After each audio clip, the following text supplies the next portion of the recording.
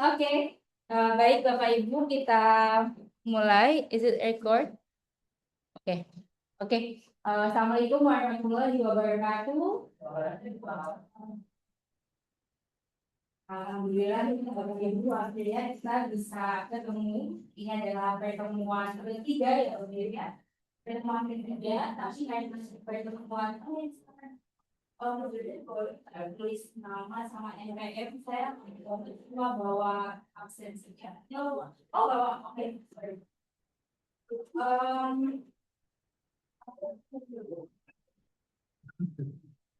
Ya.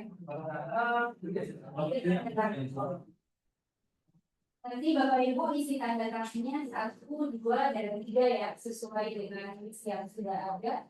Oke, ayo Bu, let's go. Semoga cukup ya, dan banyak. Nanti kalau saya dan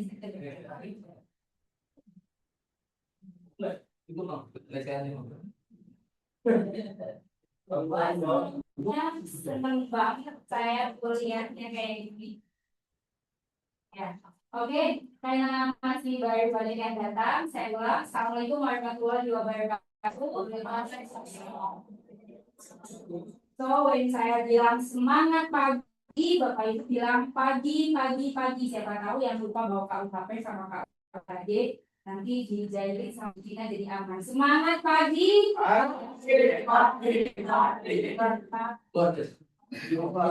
Oke, basic-nya alhamdulillah saya senang sekali bisa bertemu dengan Bapak Ibu ya. Sebagaimana saya mengetahui kalau Bapak Ibu senang bertemu dengan saya. Anggap aja begitu ya, kayaknya udah ngantuk, udah capek perjalanan, pasti ngantuk, tapi tetap harus ada di kelas, gitu ya. Saya mohon maaf juga di pertemuan pertama memang ada himbauan dari kampus, saya nggak usah ngajar Bu, online aja atau kirim video, oh ya sudah, gitu kan. Terus kemarin itu saya pikir saya punya mungkin saya sudah nggak mengajar kelas malam sudah 4 tahunan ya.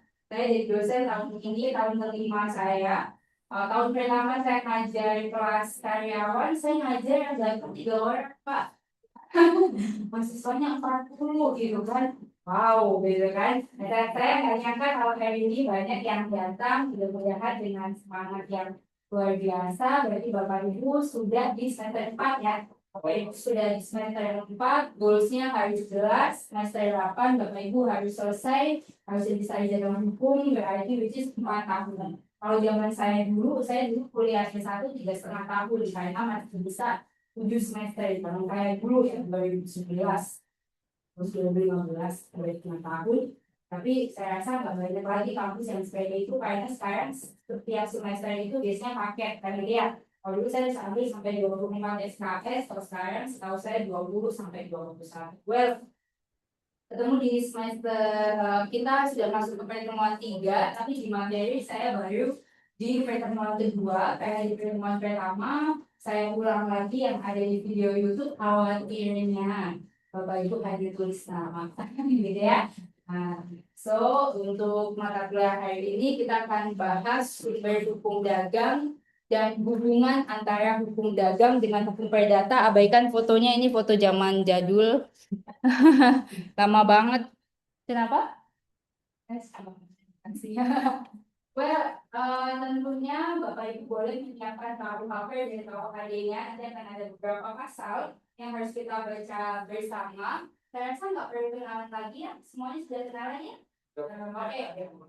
Oke, ada sumber-sumber bukti dagang. Yang pasti adalah keseluruhan aturan hukum yang berlaku dalam lalu lintas perdagangan dan dunia usaha. Jadi kalau Bapak Ibu masuk ke hukum dagang, Bapak Ibu harus membayangkan bahwa suatu hari Bapak Ibu akan punya bisnis. Itu dulu deh. Bu, saya nanti ingin jadi lawyer. Oh, nggak masalah. Lawyer itu adalah lawpreneur. Jadi Bapak Ibu bekerja di bidang hukum, tapi partner, ya kan? Karena Bapak Ibu akan bergantung pendapatan Bapak Ibu, pajak yang akan Bapak Ibu bayar, berapa banyak partner atau berapa banyak kemudian pegawai yang Bapak Ibu miliki, itu juga overnight. Jadi kalau kita bicara, kemarin ada yang tanya ya, salah satu dari Bapak Ibu, nanti kita akan bahas juga nggak hukum dagang dalam perspektif jasa. Kan lihat, kalau kita bicara dagang, kan pasti Bapak Ibu kebayangnya jual barang, gitu kan ya? Jual buku, jual makanan, food and beverage, jual mobil. Padahal enggak. Padahal kalau kita di dunia hukum, ya kalau mau jadi lawyer, maka yang dijual apa itu jasa, ya kan, services. Jadi kalau anak saya kalau ditanya kalau makanan enak berapa bintangnya 5 atau berapa ratingnya 10 of 10 gitu kan, makin banyak makin bagus. Nah, kita juga akan bicara sumber hukum dagang, kita akan bicara kodifikasi. Kodifikasi di tangan Bapak Ibu sudah ada KUHP dan KUHD gitu ya. Jadi kalau kita bicara kodifikasi, maka kita akan bicara hukum formal, kita akan bicara nggak jauh-jauh. Kalau pertanyaan saya bertanya pada undang-undang, maka Bapak Ibu harus jawab sesuai dengan undang-undang. Gitu ya. Sama aja nanti kalau Bapak Ibu sudah lulus sarjana hukum, Bapak Ibu ikut PKPA, itu biasanya 2 minggu sampai 3 minggu. Kemudian kalau usianya sudah 25 tahun, gitu ya, Bapak Ibu bisa menjadi lawyer, gitu ya. Nanti akan ada lagi sub-sub lainnya. Bapak Ibu bisa jadi litigator, Bapak Ibu bisa jadi mediator dan sertifikasi, Bapak Ibu bisa jadi certified legal auditor, Bapak Ibu bisa jadi certified professional legal drafter. Bapak Ibu memang tersertifikasi. Untuk apa Bu sertifikasi? Jadi nanti kalau Bapak Ibu lihat, mungkin kalau di nama saya ada Dr. Tina Amelia, Ekstra, MH, CLA, CPCD, CME, misalnya dilihat, itu semua certified. Itu semua bukan sekolah yang panjang, umumnya hanya 2 minggu, tapi ber-BNSP. Jadi kalau saya mau masuk ke Telkom sebagai konsultan legal auditor bisa, karena saya punya certified-nya. Kalau tanpa itu emang nggak bisa. Tapi kalau kita bicara PMA, perusahaan manufacturing, kalau kita bicara BUMN, maka mesti ada certified-nya. Biasanya berapa lama pendidikannya? 1 minggu dan 2 hari ujian tertulis. 1 hari ujian tertulis, 1 hari ujian lisan. Biasanya itu fungsinya untuk kalau Bapak Ibu mau masuk sebagai konsultan di perusahaan asing maupun perusahaan BUMN. Ya. Nah, kembali lagi di sini. Kalau yang akan kita bahas di KUHD, pasti nanti Bapak Ibu kitab sucinya dalam tanda kutip adalah KUHD. Jadi bahwa KUHD sebagai teman, gitu ya, teman tidur, teman nongkrong, karena nanti itu yang saya nggak akan jauh-jauh dari sini. Ada lagi namanya kurator, itu kayak spesialisnya. Jadi kalau paling tertinggi di bidang hukum itu biasanya penanganan di hukum bisnis. Nah, kalau Bapak Ibu nanti skripsinya mau ngambil hukum bisnis atau kekhususannya mau ngambil hukum bisnis, maka akan ketemu saya. Bahkan Bapak Ibu akan ketemu saya di S2 saya ngajar hukum bisnis, di S3 juga saya ngajar metodologi penelitian dan statistik, gitu ya. Jadi nanti akan ketemu saya terus. Kalau Bapak Ibu pengen di hukum bisnis dan ujung dari satu profesi yang paling subspesialis. Kayak contohnya Bapak Ibu tahu dokter gigi lah ya pasti ya. Tapi kalau Bapak Ibu mau pasang bekel, tidak semua dokter gigi boleh dan bisa pasang. Dia harus ortodonti atau spesialis ortodonti, gitu ya. Jadi dia akan tahu rahang kita, akan tahu struktur gigi kita. Sama aja, jadi ada kurator dan PKPU, kepailitan itu udah paling tertingginya. Dan Bapak Ibu hanya akan sebelum bahasa Jawanya ya, hanya akan berputar dengan Undang-Undang 37 tahun 2004 tentang kepailitan dan PKPU. Jadi saya ajarkan di sini.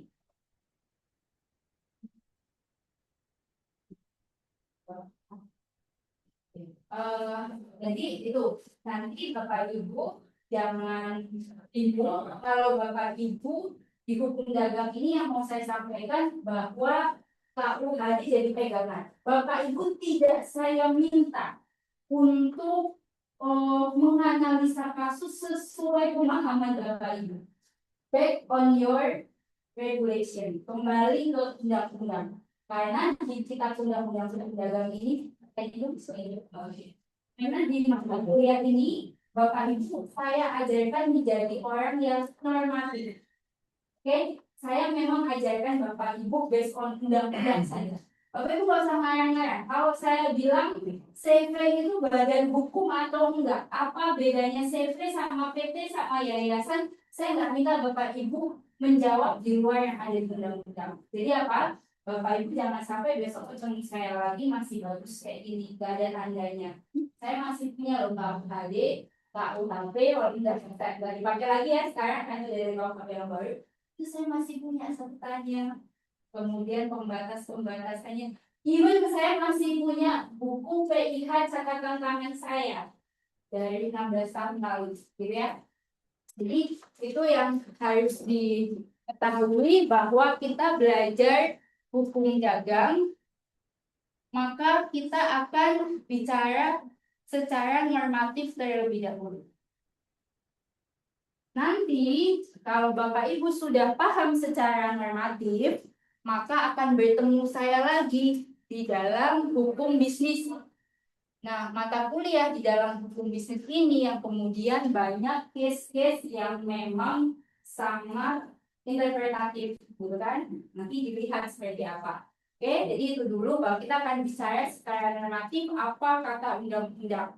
Kemudian ada yang di luar kodifikasi, jurisprudensi, kebiasaan, perjanjian, kayak misalnya, oh kalau di luar ini misalnya ada kebiasaan, mungkin ada di sini yang main di oil and gas, gitu kan, jual beli oil and gas, gitu. Oh kalau oil and gas itu biasanya ya ada macam-macam cara pembeliannya. Ada yang pembayaran 30, 70 atau 50 diatur nggak di undang-undang, gitu kan ya? Ya berarti sepanjang ada kesepakatan antara kedua belah pihak maka dan tidak merupakan perbuatan melawan hukum maka bisa dilakukan. Tapi biasanya ada masing-masing gitu ya. Oh kalau kalau sama lawyer biasanya ada DP dulu, down payment misalnya gitu ya. Oh atau bisa jadi sama lawyer itu saya nggak punya apa-apa gitu ya, ada case gitu ya, saya nggak punya apa-apa, saya datang bawa case keluarga saya, family saya datang punya case gitu ya, saya minta ada lawyer dalam tanda kutip ya, ada lawyer yang membiayai terlebih dahulu karena kita tahu kalau kita berperkara itu mungkin nol ya Pak ya, ada biaya koordinasi, ada biaya transportasi, even itu misalnya jauh gitu ya, mungkin nggak mungkin. Dan itu pernah beberapa kali ada mahasiswa S3 saya pernah seperti itu gitu ya. Saya cerita sedikit karena ini berkaitan dengan hukum dagang. Saya pernah di tahun 2021 saya jadi punya tanah senilai 1 hektar karena ada orang yang bersengketa datang ke saya, kita sih nggak punya apa-apa, saya punyanya motor CBR sama punya tanah 1 hektar, ini ada case seperti ini, bisa dibantu nggak? Oke, kemudian secara dilihat dulu, kita analisis dulu seperti apa possibility-nya, dan ingat, secara kode etik tidak pernah diperkenankan lawyer itu menjanjikan kemenangan perkara. Itu kode etik ya. Tapi kalau ada orang datang, Cina, ini kayaknya seperti ini, bisa nggak ditangani? Bisa menang nggak? Nggak akan bisa jawab bisa menang. Tapi saya akan bilang, kita berupaya bersama-sama. Dari mana kita bisa tahu upaya kita sampai mana? Nah, kenapa saya ajarkan normatif? Karena kita lihat regulasinya dulu. Kita lihat undang-undangnya dulu. Kita lihat compliance atau tidak. Kita lihat kepatuhannya terhadap undang-undang seperti apa. Kan gitu ya, sebagai lawyer kita harus paham. Lalu kita tanya ke klien kita, goals-nya apa? Nah, ini masuk ke dalam mata kuliah hukum dagang. Kenapa? Karena ujungnya iya, Bapak Ibu datang ke sini untuk mencari ilmu paham saya. Bapak Ibu sudah dapat mata kuliah warisan Islam atau warisan Barat belum? Nanti akan ketemu dengan saya yang ujungnya semua mata kuliah saya itu kaitannya bicara uang, bicara materi.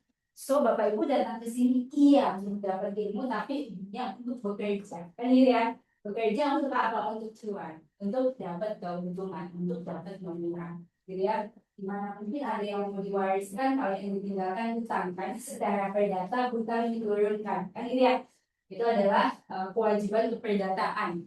Nah oleh karenanya di KUHD ini nanti kita akan bahas case-case yang biasa terjadi. Bapak Ibu nanti boleh explore gitu ya. Kalau panjang banget, bisa ingat Mas Zul nih kayaknya harusnya diundang ke kantor saya aja nih kakak, karena waktu ada pertanyaan Bu, jadi ini ada itu, ini kayaknya kasus nih mau konsultasi kan gitu ya. Just joking. Well, ini ada kebiasaan, ada perjanjian. Jadi kalau Bapak Ibu mau melakukan bisnis, even itu joint venture, even itu bisnis dengan teman, bikin perjanjiannya. Karena kalau enggak, Bapak Ibu akan sulit di kemudian hari kalau bersengketa. Kan gitu ya. Karena kalau kita bilang zaman dahulu misalnya ada orang yang meninggal, silakan yang memiliki hutang atau piutang kepada almarhum atau almarhumah silakan menghubungi keluarga. Akhirnya apa? Ya, kok ada orang yang katanya Bapak Ibu kita punya utang 80 juta, punya utang sapi, punya utang apa? Dari tulis pasti nggak ada. Pokoknya orang zaman dulu ya. Ceritanya ada saksinya nggak ada, sulit juga kan. Oleh karenanya karena sekarang sudah sangat modern, silahkan bikin perjanjian. Even saya agak sedikit lompat jauh, even Bapak Ibu mau kawin, saya nggak bilang menikah karena undang-undangnya undang-undang perkawinan. Ya, undang-undang 1 tahun 74 bilangnya undang perkawinan. Even Bapak Ibu mau kawin, ya silakan bikin perjanjian pernikah. Apa fungsinya, gitu ya? Kenapa harus bikin perjanjian pernikah? Perjanjian pernikah itu fungsinya untuk memisahkan harta. Contohnya saya mau menikah dengan suami saya punya harta peninggalan dari orang tuanya, saya punya harta peninggalan dari orang tuanya, atau kami punya di bank masing-masing, atau kami punya harta masing-masing dari kami bekerja, atau kami punya utang masing-masing. Misalnya suami saya ternyata kredit mobil, misalnya gitu ya. Misalnya saya punya hutang CC misalnya. Kalau dipisahkan, maka itu bukan menjadi hak dan kewajiban bersama. Kan gitu ya. Itu sebabnya perjanjian itu sangat penting. Kalau orang akan bilang gak lazim orang membuat perjanjian pranikah, gitu ya. Berarti sama aja dong mau mencurangi satu sama lain. Enggak. Kalau dari perspektif hukum kita tidak bicara seperti itu, justru melindungi hak dan kewajiban masing-masing. Itu ya Bapak Ibu ya. Jadi jangan dibiasakan orang hukum itu skeptis. Kolot. Nah, saya paling nggak suka tuh kadang orang tuh kolot, loh bikin perjanjian pranikah, gitu ya misalnya. Terus ada lagi calon kali saya datang, dia bilang gini, Ibu saya mau bikin perjanjian pranikah yang isinya menyatakan bahwa apabila satu sama lain itu ada yang selingkuh, maka ketika punya anak, anaknya tidak boleh ikut yang selingkuh. Walaupun misalnya yang selingkuh ibunya dan anaknya masih di bawah umur. Boleh nggak kira-kira begini? Boleh. Boleh. Kenapa boleh? Tanya nggak boleh. Kenapa? Janji pranikah. Perjanjian pranikah. Ya, jadi sudah diikat. Ada lagi? Tidak boleh. Tidak boleh. Kenapa? Dan yang bagian itu untuk misalkan harta atau untuk Tulisan. Oke, ada lagi yang boleh, yang tidak boleh. anak itu ternyata di Oke, ada lagi kalau yang selingkuh tadi ya jajan makan itu kan untuk harta. ya Oke, ada lagi? Boleh Bu. Boleh kenapa? Pernah jadi saya. Oh, Logika itu perjanjian.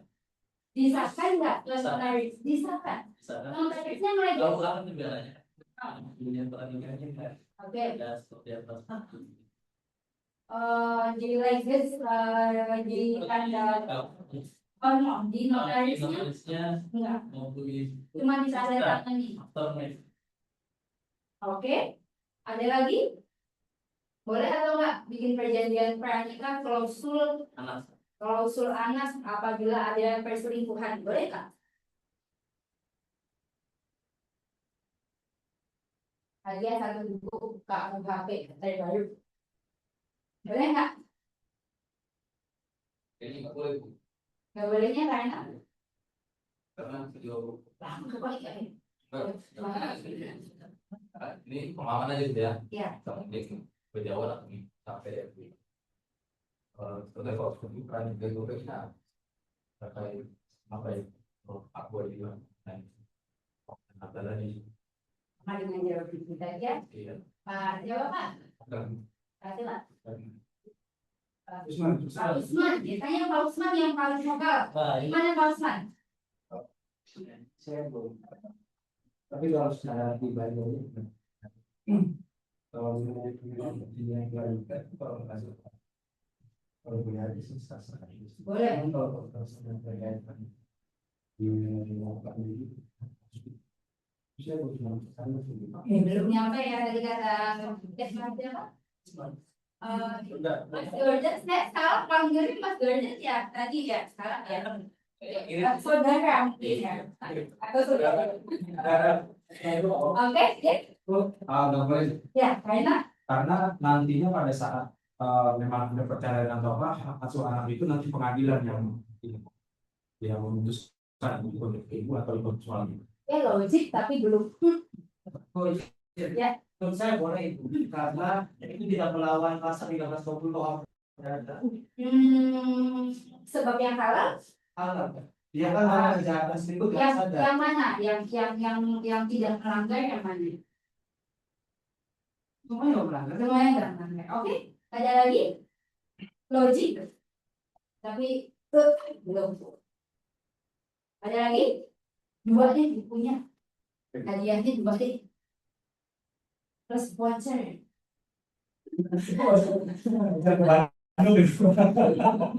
Oyo. Oh, tahu. Oyo nih kalau tim saya keluar kota, kita minumnya di mana? Oyo. Kalau kalian tuh ada pun nanya hotel bintang Oyo. Ada lagi? Ya. Undang-undangnya kan nggak ada undang-undang perkawinan kan ada ya. Cuma kalau secara teori itu mengenai perselingkuhan kan berperan dalam Oke. Jadi ada apa? kalau kita masuk ke dalam asal kalau perselingkuhan jadi kita tahu saya cuma itu kan sesuatu kan iya kalau buat masuk ke pendidikan Okay, I respect to try to answer. Ada lagi? Nera? 3 sih bukunya. Saya pernah kasih pertanyaan ini dan ada satu yang bisa jawab dapat buku 10 PS2. Dan yang jawab ternyata Purnawirawan bintang 2. Oke, nggak saya jawab aja ya. Bapak Ibu, sekarang saya tanya, anak itu manusia atau bukan? Bapak Ibu kenal yang namanya subjek hukum nggak? Siapa itu subjek hukum? Nice, ada person, ada person, gitu kan? Jadi ada manusia, ada natural person, yaitu manusia, ada badan hukum represent. Memangnya Bapak Ibu kira anak itu subjek objek hukum? Ini jelas tidak bisa diperjanjikan Bapak Ibu, karena anak itu adalah subjek hukum, bukan objek hukum. Kita nggak bicara apakah perjanjian pernikahan itu hanya mengatur mengenai harta, pemisahan harta atau pemisahan hak dan kewajiban. Karena kalau kita bicara KUHP, Bapak Ibu kalau bicara hukum perdata, cuma 2 Bapak Ibu isinya. Hanya ada kewajiban dan ada hak. Meskipun orang selalu menyebut hak dan kewajiban, tapi bagi saya kita harus melakukan kewajiban dulu baru dapat hak. Nah, jadi kembali ke PIH dan presentasinya Bapak Ibu. Saya memberi pertanyaan sesuai dengan semester Bapak Ibu, itu semester 4. Jadi harusnya udah matang mengenai naturally person dan real person. Bahwa anak adalah manusia, dia adalah naturally person, dia subjek hukum, bukan objek hukum. Yang boleh diperjanjikan adalah objek hukum. Misalnya Bapak Ibu bikin perjanjian jual beli tanah, Bapak Ibu bikin perjanjian jual beli mobil, semuanya adalah objek, ya kan? Tapi ini subjek. That's it, that's simple. Nah, kenapa saya ajarkan ini ngulang lagi untuk perlu kita berpikir. Oke, kita move.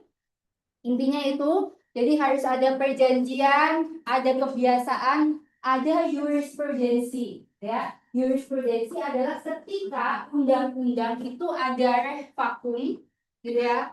Ada res vacuum, ada yang belum ada diatur oleh undang-undang, tapi sudah ada putusan pengadilan terdahulu. Sehingga apabila ada kasus serupa bisa menjadikan putusan yang sebelumnya menjadi dasar hukumnya. Dan yang diulang saja. Lalu, yes. Punya masalah itu dan permasalahan juga di teman saya. Bila ibunya tidak haknya tidak diberi karena ibunya sedikit Oh ya. dan atau ibunya di Ya, jadi alasan makanya tadi saya ambil ya, Mas Gil katanya punya nih perjanjian praktika dong. Tidak. Menang. Iya, anak itu nggak pernah saya. Cuma waktu saya mau Karena berarti ada pembuktian bahwa terjadi perzinahan. Tapi sebetulnya secara logika hukumnya, sebetulnya perjanjian itu harusnya bakal dibukti karena yang diperjanjikan adalah tabel hukum sapi. Kenapa akhirnya dapat? Karena ada tuntutan mengenai perzinahan, kan gitu ya. Nah, makanya dalam hukum acara Bapak Ibu jangan salah kaprah ya. Misalnya gini, ada orang datang, tapi ini dengan segala hormat saya mendeklar ya bahwa saya pengacara yang tidak menangani kasus perceraian dan kasus narkoba. Saya bilang hati-hati kepada semuanya, saya nggak akan bantu ya kalau perceraian, dan saya nggak akan bantu kalau narkoba. Kan gitu ya. Nah, ini saya sedikit cerita. Misalnya gini, dalam hukum acara, dan saya kan tadi kan, karena ada perzinahan ya, karena kenapa anak bisa ikut sama bapaknya? Karena terbukti misalnya ada tuntutan mengenai perzinahan dan dibuktikan di pengadilan bahwa betul terjadi perzinahan. Dan tadi pertanyaan itu langsung nyambung, kalau ternyata anaknya masih di bawah umur tapi ibunya dalam pengakuan atau tidak sehat secara mental dan dapat dibuktikan di pengadilan, maka anak juga tidak serta-merta bisa ikut ibu, kan gitu ya. Misalnya dengan segala hormat sekali. Contohnya Marsyanda, kan gitu ya. Pada waktu itu dia tidak memilih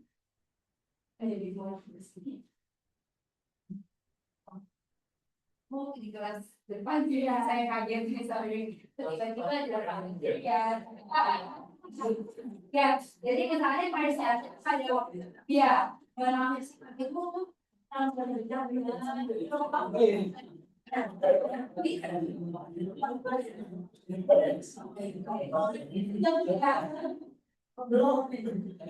itu iya di praktek itu bah ya. Contohnya ada artis yang kemudian dia mengidap penyakit bipolar itu ya, polar itu anaknya masih anak di bawah umur, tapi kemudian dia dengan kesenangan, dengan kerendahan hatinya memahami bahwa saya ada penyakit mental, dan pada waktu itu suaminya pun dengan senang hati men-taking care. Jadi itu sangat dimungkinkan anak itu tidak kemudian maksudnya serta-merta menjadi milik ibunya dengan kondisi-kondisi ibunya yang tidak diperkenankan oleh undang-undang, gitu ya. Dan dalam hukum acara, Bapak Ibu jangan salah kaprah bahwa gugatan hak asuh atas anak itu baru bisa digugat atau baru bisa kita menggugat ketika perceraian sudah terjadi. Jadi cerai dulu, baru ngomong harta gono gini, baru ngomong hak asuh anak. Itu sebabnya yang salah kaprah lagi ketika orang Indonesia selalu bilang kayak gini, orangnya masih hidup, bapak ibunya masih hidup, udah mau warisan. Ini salah kaprah. Kita berbicara warisan, saya agak mau sedikit nih. Kita berbicara warisan itu dalam hal justru untuk proteksi hak dan kewajiban. Jangan sampai seperti saya nih, mohon izin, saya punya orang tua udah lansia. udah bapak saya udah 70-an. Saya selalu bilang sama bapak saya, bapak punya utang nggak? Kalau punya piutang sih enak ya. Bapak punya utang ke siapa aja? Masih punya utang nggak zaman 1900 bukan 89 misalnya sebelum saya lahir misalnya gitu ya. Punya utang nggak di 1990 ya, bahasa bercandanya gitu ya.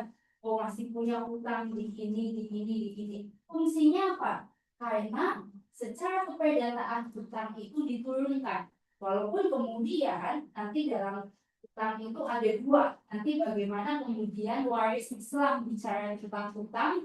Kalau orang Islam pasti akan bicara bahwa kalau bapak ibu kita mati, ya kita sedapat mungkin harus membayar utang-utangnya. Beda lagi dengan KUHD. Kalau ada umat Muslim agama apapun, biasanya mereka akan menggunakan KUHP atau waris perdata. Dibilang bahwa penerima warisan itu bisa juga menolak.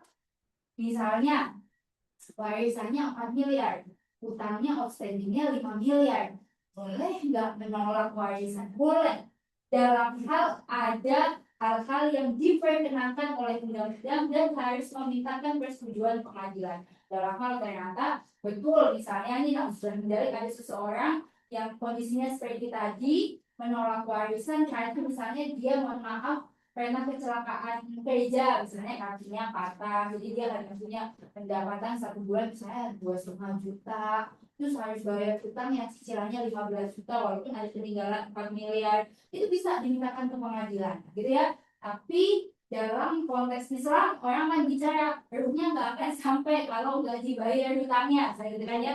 Makanya bicara warisan bukan bicara masalah yang aku justru harus dari awal itu clear kan lihat saya punya 3 orang anak kandung saya punya anak-anak angkat misalnya boleh nggak dari sekarang saya bikin kalau pewarisan dalam hukum Islam itu ada 2 karena hubungan darah karena anak bisa ke atas bisa ke bawah ponakan kakak kakek tapi yang kedua karena hubungan perkawinan tapi KUHD bilang pewarisan itu ada 2. Yang pertama karena hubungan darah, yang kedua karena akta wasiat atau testimoni.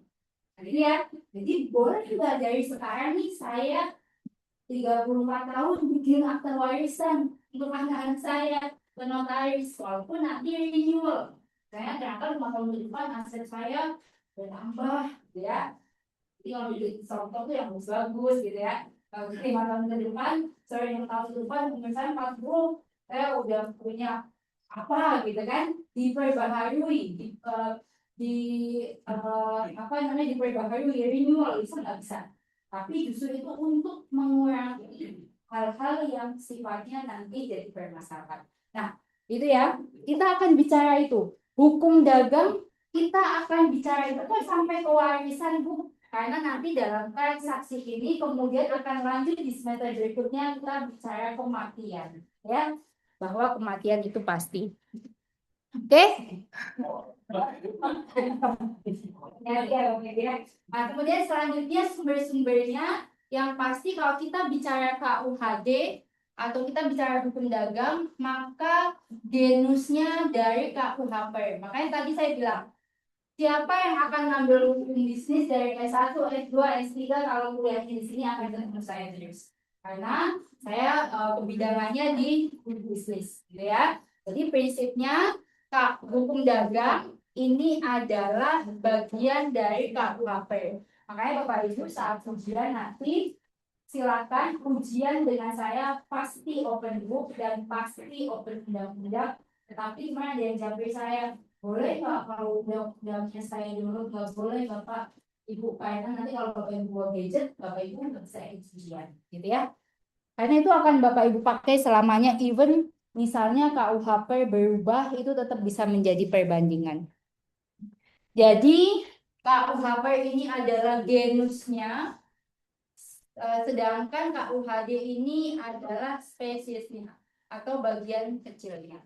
Nah, kemudian kita akan bicara KUHP yaitu masih ingat ya ada berapa buku Bapak Ibu?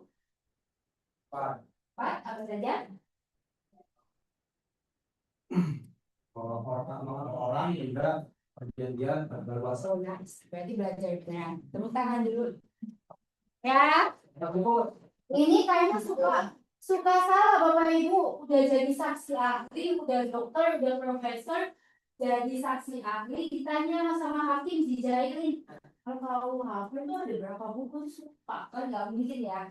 Nah ini nggak boleh lupa hal-hal semacam ini bahwa buku 1 tentang fun person, kemudian buku 2 tentang fun Zehan, kemudian buku 3 tentang fun Verbitesen. Oh kalau zaman saya dulu belajar ini buku apa bahasa Belanda sampai mau keluar tuh matanya dosennya ya saking galaknya. Nah, saya juga cerita nih yang minggu lalu saya cerita di dulu tuh mata kuliah hukum dagang itu ada namanya dosen saya kita gitu ya saya nggak bisa sebutkan itu. Jadi kalau zaman dulu tuh orang ngajar itu pakai sepatu kayu Bapak Ibu, sepatunya tuh kayu jadi bunyinya jadi itu mampus banget. Jadi saking takutnya teman saya gini jadi pernah saya mata kuliah pertama langsung ditanya di belakang misalnya maaf ya Pak, ini cuma simulasi misalnya Usman ini berapa kali kau ngulang mata kuliah saya? 6 kali Bu, 7 kali Bu. Saya lihat orang saya tua banget gitu ya. Saya bilang terus setelah keluar kelas saya nih nggak cuma karena satu mata kuliah ini aja benar bilang gitu ya. Saking seringnya satu hari mata kuliah pertama saya ditanya kenapa apa itu hukum dagang? Baca kan. Saya bilang gini, kau ya mabuknya kemarin, mabuknya sekarang. Saya langsung bergetar ya bisa. Wah, serem juga. Mata kuliah kedua, saya udah nggak mau gitu. Sebelum itu mata kuliah selama 1 minggu, ya saya kencengkan baju saya. Belajar ini gitu kan ya. Saya udah baca. Saking takutnya teman saya jadi kejadian nyata jadi udah tok jadi kita emang dibikin gitu kita takut sama mata kuliah itu. Teman saya ditanya hei insan Kalau kayak itu apa Bu? enggak bohong itu orangnya berharap dia kecil dia lebih kecil dari saya sih sekitar 150. Saya juga pendek jadi lebih pendek lagi sedikit saya ya. Insan orang kalau udah mata kuliah dia tuh udah dia bilang gini kalau mata kuliah saya dapat A berarti kamu tuh wakil Tuhan. Tapi dulu itu bacanya udah sedang nggak boleh nyatet nggak boleh nulis cuma dengerin dia nggak ya paling kita record kan habis itu kita bikin catatan biasanya lupa lagi aku udah takut lah macam gitu ya. Jadi sekarang waktu itu beruntung lah belajar nggak kayak gitu ya. Dulu ditanya buku 1, 2, 3, 4 nggak bisa Kak keluar. Nggak bawa aja keluar gitu ya. Itu beneran. Well kita kembali intermezzo. Nah ini kemudian kitab undang-undang hukum dagang atau KUHD ini ada 10 bab. Kemudian kitab kedua, kitab pertama ada 10 bab. Kemudian kitab kedua ada 13 hak. Jadi kalau kitab pertama ini tentang dagang pada umumnya. Tapi Bapak Ibu jangan bingung. Bapak Ibu baca hukum dagang pasti mumet. Sudah saya pastikan mumet. Karena bahasanya adalah bahasa terjemahan Belanda. Nanti kita akan sama-sama baca. Kemudian di kitab kedua ini tentang hak-hak dan kewajiban-kewajiban yang terbit dari pelayaran. Kira-kira kenapa Bapak Ibu tahu nggak? Kenapa buku kedua itu ngomongin tentang pelayaran? Ada yang tahu nggak? Kenapa? Kira-kira tahu nggak? Ya karena 80% dari geografis kita adalah perairan ya. Itu 80 itu yang kami dagang. Jadi kalau sekarang kan kalau kita pakai Shopee atau apa Shop Orange gitu ya, dan kita pakai Tokped gitu ya, kita bisa milih untuk pengirimannya tuh mau yang lama atau kargo dan lain sebagainya gitu ya. Atau kalau kita keluar negeri paling sering saya lakukan saya sering banget beli buku di Amazon di Amerika gitu ya. Itu biasanya bukunya 1 juta Pak. Tapi ongkos kirimnya 1,3 Pak. Itu pernah saya lakukan karena jadi kita bisa pilih dia pakai pesawat, jadi cepat gitu. Jadi kalau saya pesan hari ini besok malam sudah sampai. Sorry, tidak 20 jam, kurang lebih 28 jam Pak. Sampai rumah saya esok paginya lagi, tapi pagi biasanya dia bisa. Udah ada lah jam 7 gitu ya. Itu bisa kalau sangat urgent gitu ya. Nah itu ini juga berkaitan kalau zaman dulu semuanya lewat pelayaran Pak. Makanya dulu tuh orang kalau jadi pelaut seneng banget Pak. Apa kerjanya? Berlayar gitu ya. Sekolahnya di mana? Di STIP, Sekolah Tinggi Ilmu Pelayaran gitu. Dan lain sebagainya ya. Tapi kalau sekarang sudah banyak sekali teknologi gitu ya. Tergantung Bapak Ibu mau pakai yang free ongkir agak lama atau tapi saya selalu free ongkir sih, kalau nggak free ongkir nggak dibilang. Gitu ya. Misalnya banyak macam-macam pilihannya, bahkan bisa langsung pakai dosen. Kalau kita rajin banget mau ujian dasinya hilang, mau mata kuliah hukum dagang baru lain-lain ke Gramedia, alasannya belinya di NTB, jebur katanya di NSET dan gitu ya, ada aja. Nah itu bisa pakai GoShop, belanjanya kalau harinya 150.000, GoShopnya 150.000 boleh lah ya, gitu.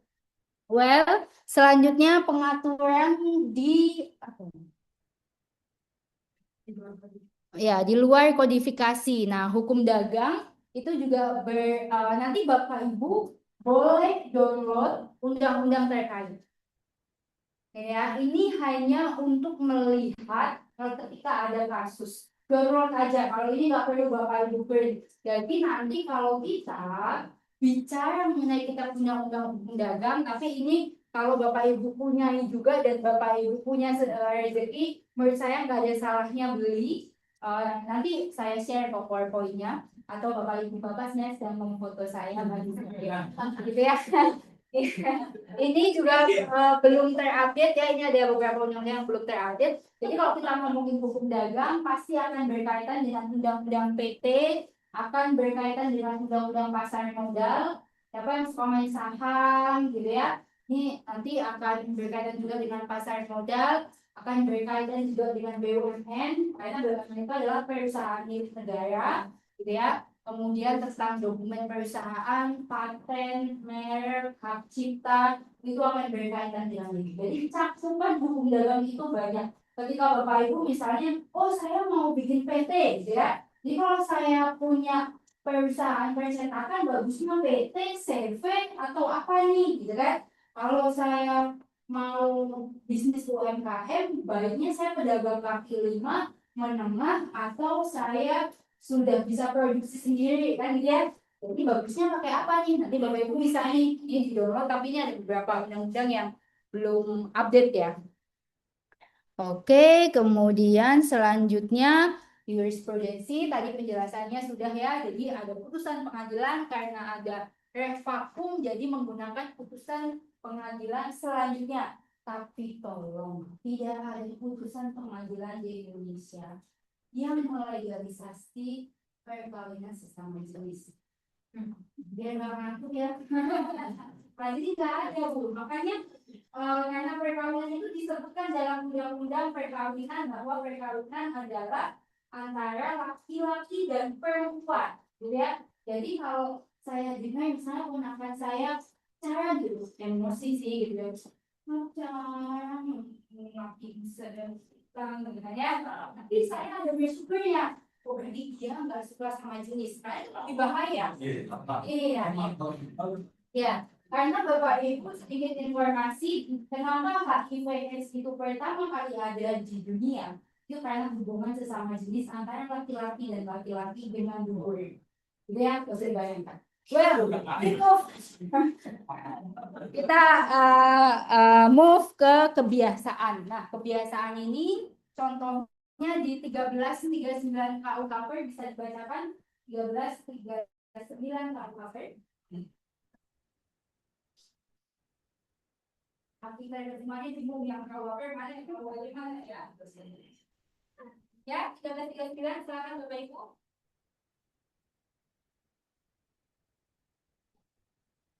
Ya.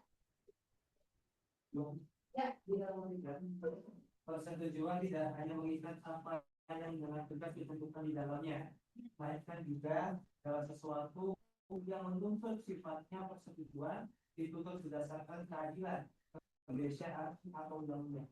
Oke, jadi tadi sudah disampaikan ya ada kebiasaan, undang-undang, perjanjian, gitu ya. Kemarin coba. Iya. Oh iya, kelihatan. Oke, jadi gitu ya. 1339 KUH Perdata bilang bahwa perjanjian tidak saja mengikat secara tegas apa yang diperjanjikan, tetapi juga terikat pada kebiasaan-kebiasaan yang sesuai dengan perjanjian tersebut. Misalnya, saya kalau tentang bisnis ini contohnya yang tadi saya contohkan.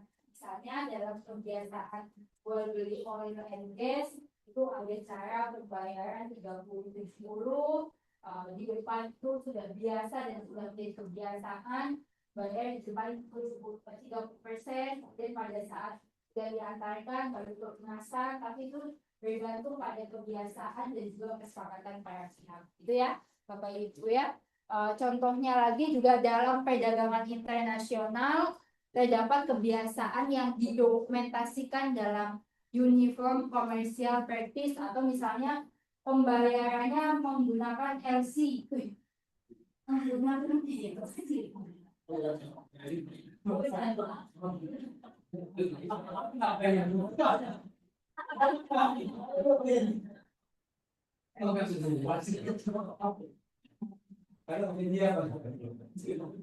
apa ya? Apa ya sih? Pada ketawa saya situ. Laut, Oh, hukum. Kan ada reaksi itu, Pak. ya letter of credit. Kalau ketawa semua menguji, gitu ya. Ketawa semua. Tahu lah, ya. Iya. Jadi oyo ya kan? Oyonya di sekolah ya, Bu. Well, ya, jadi ada letter of credit gitu ya. Nah, ini biasa juga dalam hal jual beli internasional. Ini bukan sesuatu yang sulit. Yang penting misalnya sesimpel kayak misalnya Bapak Ibu mau kunjungan pertama kali ke Spanyol atau kunjungan pertama kali ke UK. Bapak Ibu kan dilihat nih, Bapak Ibu harus punya rekening minimal misalnya 200 juta. Betul, ada uang 200 juta di tempat Bapak Ibu, tapi nggak lazim ternyata transaksinya bilang Bapak Ibu transaksinya kecil biasanya hari-harinya. Kan gitu ya, oh ini kalau secara regulasinya boleh, tapi secara kebiasaannya nggak masuk nih. Berarti transaksi ini ada uang masuk senilai itu, ini bisa jadi hanya untuk mengakali dalam tanda kutip imigrasi misalnya gitu ya, atau hal-hal lain. Kenapa? Karena ditakutkan tuh kalau orang Asia katanya kalau pergi ke Eropa gitu dengan saldo yang minim, takutnya nanti jadi pekerja migran, jadi lontang lantung di sana gitu ya. Misalnya hal seperti itu, tapi sayangnya di Indonesia nggak kayak gitu. Kalau Bapak Ibu lihat ya, boleh di Bali rasanya kayak mereka kaya banget gitu ya. Banyak kalau di tempat mereka puja Bapak Ibu. Kenapa? Karena nilai tukar rupiah kita begitu. Bapak Ibu maaf ya, ini saya cuma bercanda aja. Kemarin beberapa teknologi gitu ya, itu kan kita hanya bisa bertahan karena saya muslim, nggak bisa lah minum wine atau apa gitu ya karena sakit giginya. Kan mau nggak mau setiap jalan kita beli teh. Teh itu di sana teh tawar Pak 80.000. Saya bilang gini, saya di sini nggak jadi orang di sini Pak. Rasanya berat banget hati saya beli teh tawar 80.000 misalnya gitu ya. Saya makan bakso hari-hari terakhir udah hari ke-10 udah homesick, saya makan bakso, saya bayar bakso kerupuk sama teh tawar hangat 975 astagfirullahaladzim kan gitu ya. Ya itu kan itu menunjukkan bahwa pun kita misalnya dalam tanda kutip kita merasa cukup lah di Indonesia, begitu kita keluar ke Eropa ke Amerika, sebentar gitu kita gitu ya. Begitu orang bule datang ke Indonesia dengan jumlah rekening yang sangat lebih kecil daripada kita ke sana, mereka rasanya udah jadi orang kaya di Indo, mau di Bali nggak pakai baju gitu ya, gitu kan? Nah karena nilai tukar rupiah kita, gitu ya. Nah itu hukum dagang nanti akan bahas sampai dengan konsumerisasi gitu ya, sampai bagaimana nilai uang itu sangat berbeda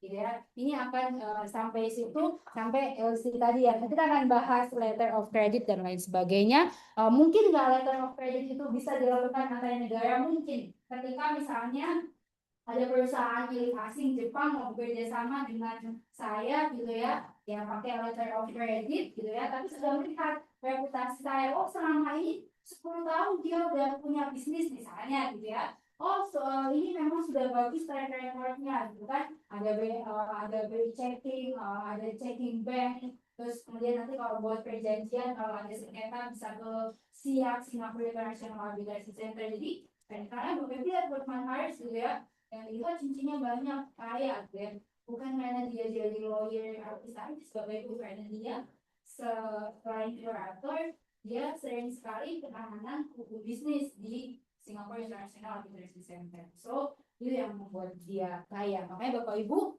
kalau mau kaya, oh gitu ya, enggak ini bukan promosi, tapi iya sih iklan.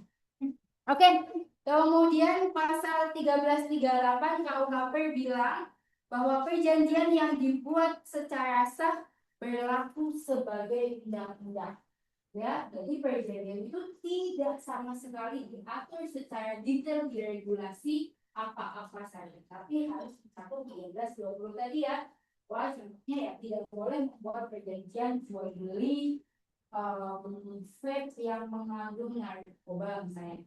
Tadi ada saya baca berita dinyatakan 23 jenis cairan vape mengandung narkotika. Ayo.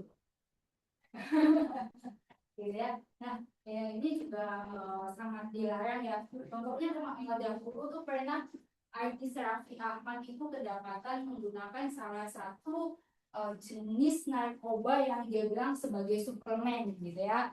Sebagai suplemen gitu ya, secara serius sempat dibawa oleh BNN dan lain seterusnya. Jadi hati-hati ya Bapak Ibu ya, terutama yang menggunakan vape gitu ya, bahwa ada beberapa yang memang dinyatakan dinyatakan mengandung narkotika. Ya ini sih bagian rasa-rasa aja gitu ya. Oke. Well, selanjutnya 1477 KUHP data bisa dibacakan Bapak Ibu. 1477 ya, silakan Pak.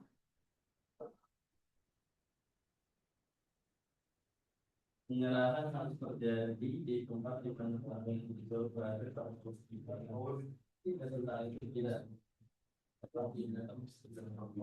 Oke, penyerahan harus ada pada saat perjanjian penyerahan itu ada. Jadi kalau zaman dahulu karena masih free on board gitu ya, masih ada klausul free on board atau sebenarnya lebih ke titik koordinat gimana akan diserahkan. Nah kalau dulu tadi pakai pelayaran ya, gitu ya. Jadi itu harus disetujui, disepakati titik pertemuan. Seperti kalau misalnya Bapak Ibu umroh gitu ya, nanti titik ketemunya di pintu nomor sekian, nah gitu ya. Atau kalau sekarang kayaknya nggak mungkin ya, nanti kita bertemu di satu tempat yang indah, kan nggak mungkin ya, karena udah ada WhatsApp, ada Telegram dan lain seterusnya ya. Ini memang romantis zaman sekarang tuh berbeda ya. Yang tahu-tahu aja, yang zaman kita aja ya, yang beda-beda nggak paham. Well, selanjutnya, selain itu dalam perjanjian internasional itu kita akan bicara juga Pak. Kalau kita bicara hukum dagang, kita nggak cuma bicara dagang di Indonesia, tapi bagaimana kemudian Bapak Ibu pengen, misalnya suatu ketika sekitar 3 tahun yang lalu saya ke China, itu namanya Guangzhou. Guangzhou itu jadi kayak tanah abang Guangzhou di Indonesia, kayak tanah abangnya gitu ya. Saya jadi tahu di sana orang Cina itu memang kenapa sekarang saya bilang ke anak-anak saya, kalau bisa nggak cuma bisa bahasa Inggris. Kalau cuma bahasa Inggris, mami yang orang kampung aja bisa bahasa Inggris gitu.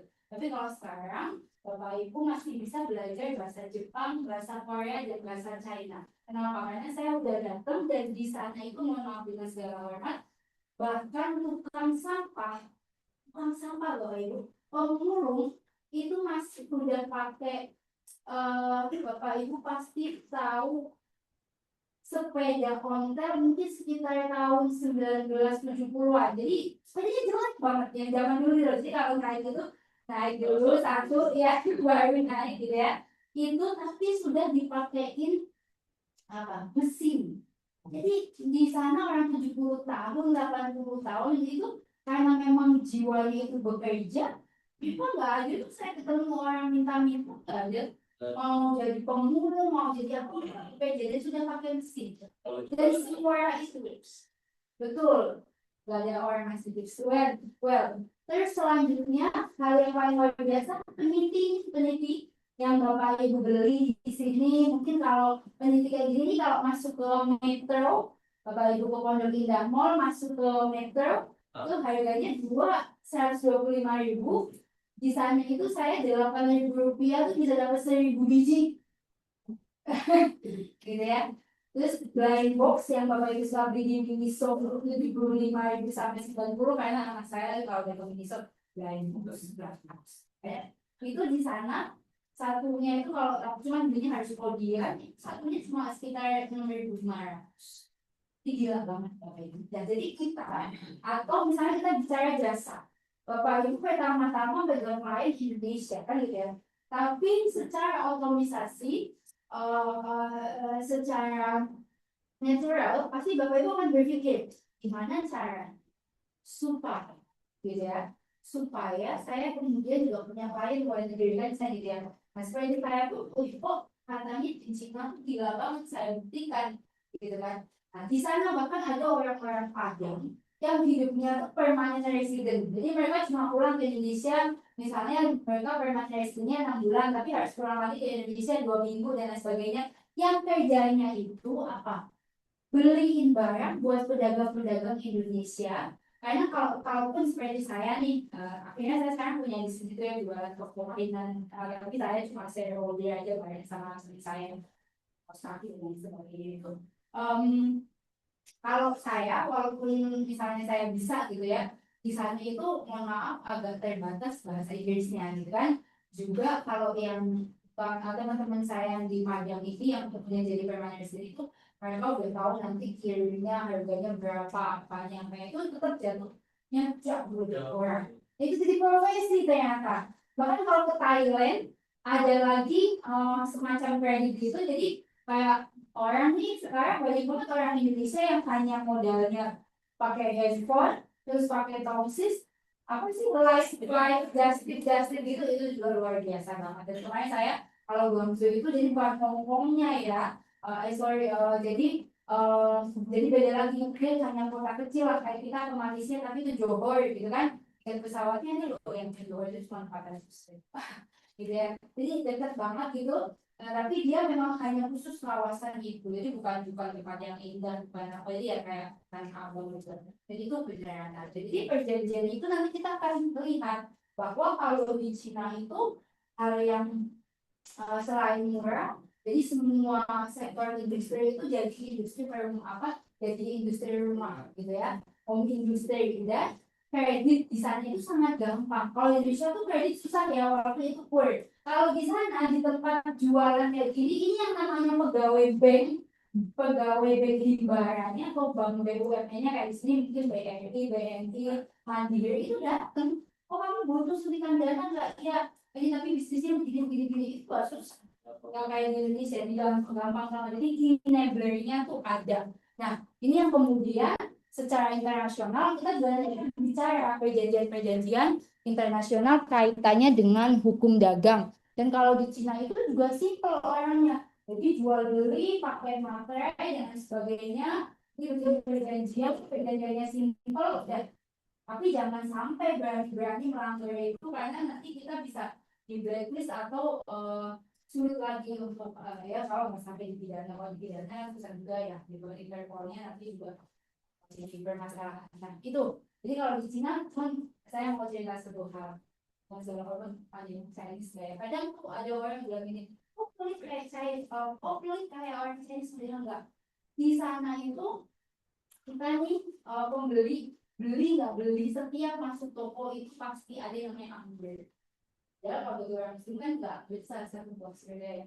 Jadi kita tuh pasti dikasih anggur, dikasih songkang yang orange sekali itu, dan dikasih jajanan. Jadi setiap siapapun yang datang itu harus minum, dijamu gitu ya.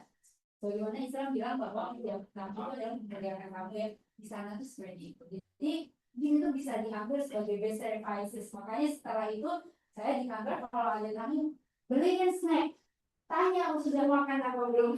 Jadi itu hal simple yang dalam hal services itu nggak seberapa ya. Ini makan siap nggak seberapa. Tapi kalau Pak Usman datang ke kantor saya pas lagi lapar itu jadi penghargaan yang luar biasa. Dari semua orang itu tadi dia. Gitu ya. Nah, ini iya. Yang lain mana sih?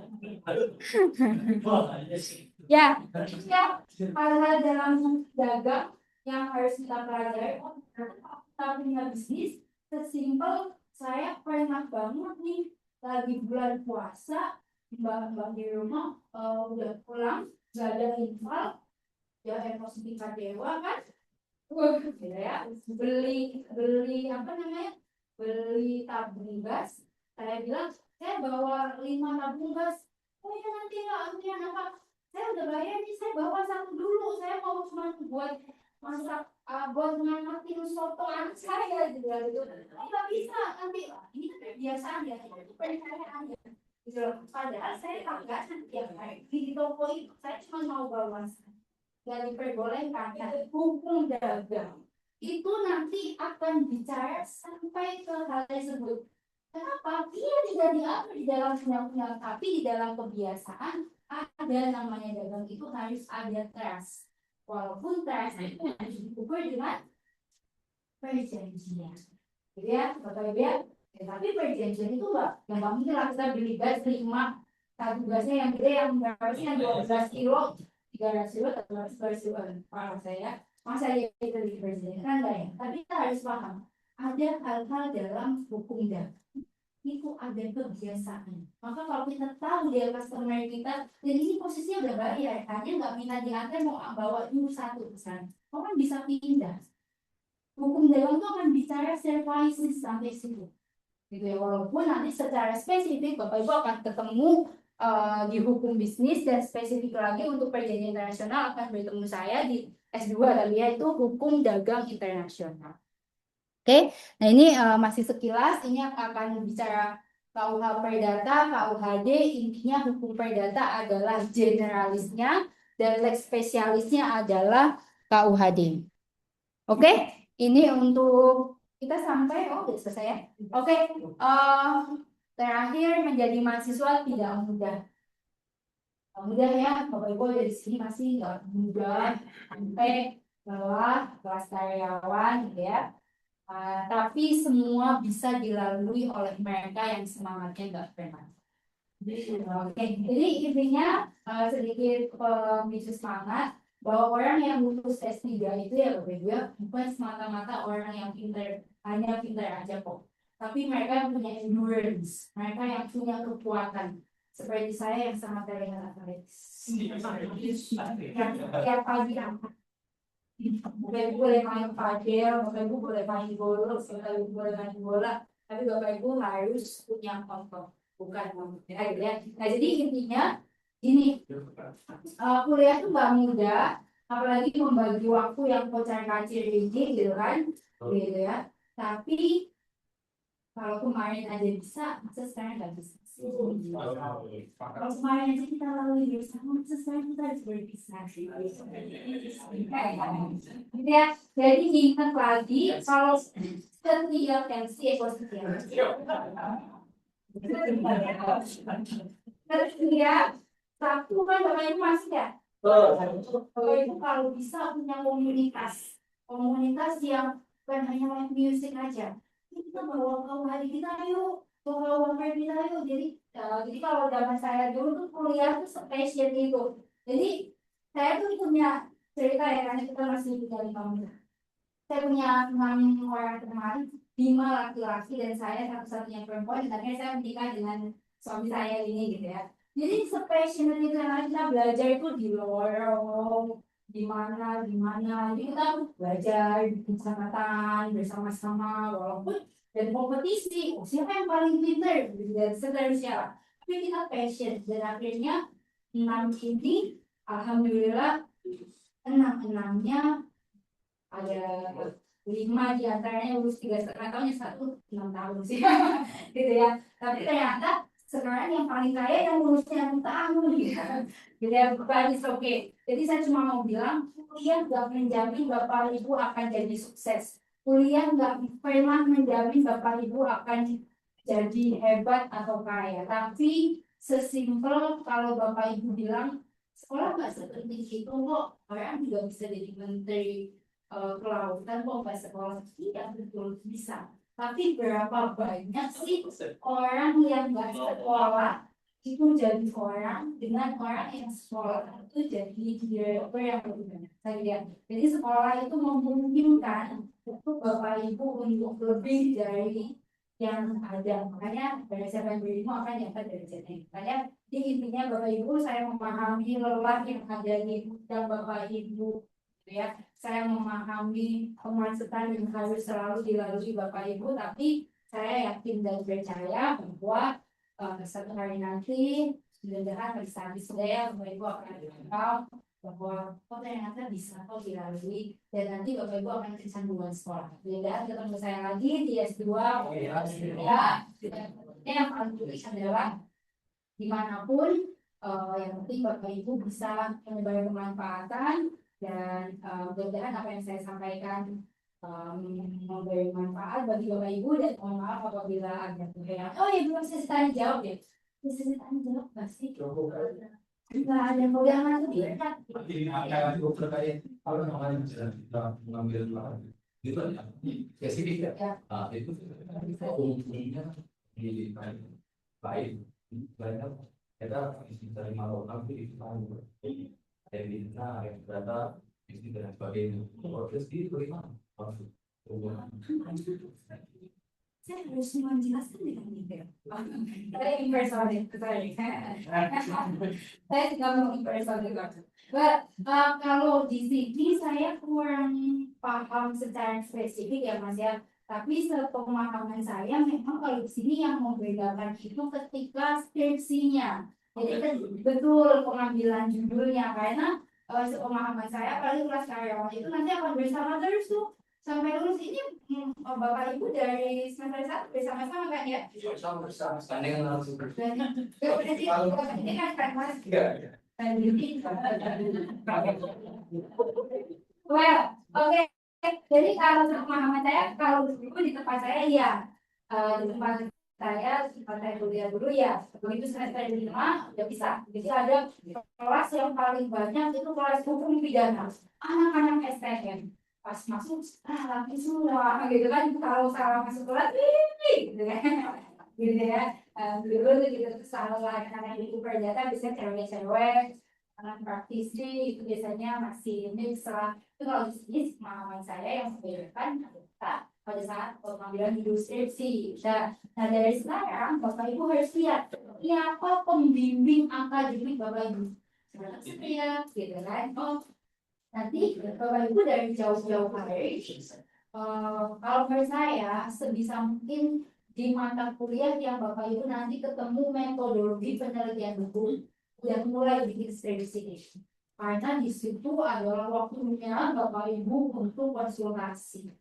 gitu ya jadi saya nggak pernah sebutin nama spill anak reguler namanya Marshall boleh dicari ya cowok rajin banget kebetulan pembimbingnya saya gitu ya dia masih semester 8 masih sambil kuliah skripsinya udah selesai karena saya yang bimbing dan anaknya sungguh-sungguh gitu jadi nanti dia ketika ujian proposal masuk ujian proposal di semester 7 akhir di semester 8 dia kuliah sebenarnya skripsinya udah selesai ya tinggal perbaikan aja mana kalah masih bilang itu sampai kejadian ada perubahan undang-undang, tapi kan berarti tinggal menyesuaikan. Kecuali perubahannya kayak KUHP lama, KUHP baru itu main itu juga pasalnya bedanya jauh juga, gitu kan secara material yang masih besar. Intinya gitu. Jadi begitu semester 7 Bapak Ibu ada mata kuliah metodologi, kalau bisa dari semester 6 Bapak Ibu udah bidik nih, saya mau ngambil skripsi ini. Dan putusannya jangan yang lama-lama. putusan yang Bapak Ibu analisis hanya boleh 3 sampai maksimum 4 atau 5 tahun. Tapi kalau bisa 3 tahunan. Supaya up to date, gitu ya. Nah itu Bapak Ibu udah mulai bimbingan, udah mulai apa. Jadi Bapak Ibu bisa lulus umroh dan Bapak Ibu bisa lulus sekolah. Itu sih. SPM-nya ditentukan dari pihak. Iya, sayangnya seperti itu. Tapi kalau di S3, dosen itu mahasiswa bisa milih hanya yang approve director program. Misalnya, ini bukan ya, ini bisa aja. Misalnya tahun lalu tuh ada mahasiswanya itu dalam satu angkatan ada 60, 32 di antaranya bilang memilih saya. Ini bukan mungkin saya terima ya. Saya tipes gitu kan. Terus dosen-dosen lain bisa nggak ada bimbingan misalkan, tapi kan dibatasi hanya 5 yang bisa dibimbing saat itu.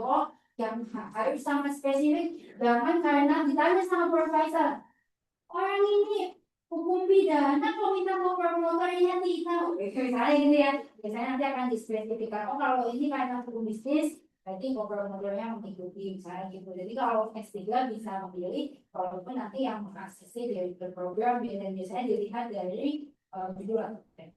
Tapi kalau di S1 sepemahaman saya, tapi nanti bisa dicek ya ke sekretariat.